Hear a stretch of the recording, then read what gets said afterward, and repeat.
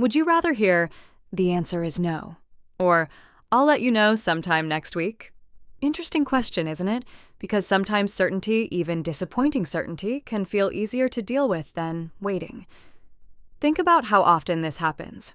You sent the proposal, no response. You had the interview, no result. Someone says, "We'll talk later." You ask, "About what?" And they say, "Later." Oh, wonderful.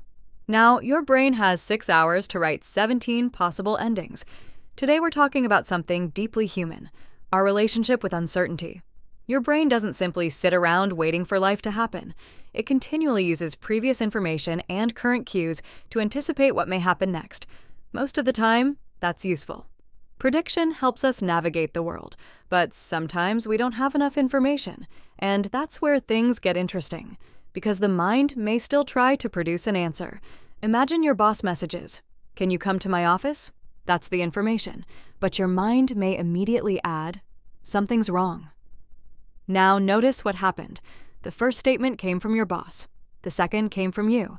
This distinction is incredibly useful because thoughts produced in response to uncertainty can feel like information.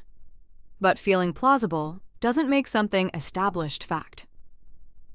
If the possibilities are A, nothing important happened, B, something wonderful happened, C, something threatening happened, which possibility is likely to demand attention? Potential threats matter, so uncertainty can sometimes become fertile ground for worry. Your mind starts asking, "What if?" And every new scenario gives you another problem to mentally solve, except none of those problems may actually exist yet.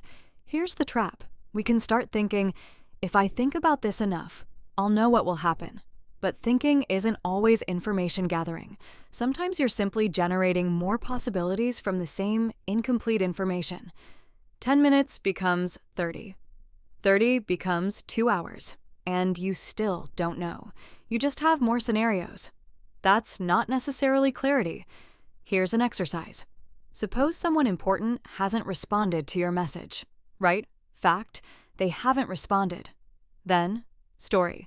They're deliberately ignoring me. See the difference? Another. Fact, I haven't received the result. Story, I definitely failed. Another. Fact, my business had a slow week. Story, everything is collapsing. The story might eventually turn out to be true, or it might not. The point is, at this moment, you don't know. Now add the third line. Next step, can I get more information? Can I ask a question? Can I prepare for several possibilities? Can I take one useful action?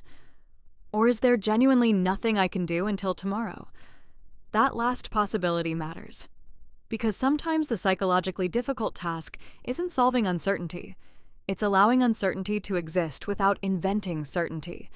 Try something surprisingly difficult. I don't know. Will they say yes? I don't know. Will this work? I don't know. What did that expression mean? I don't know.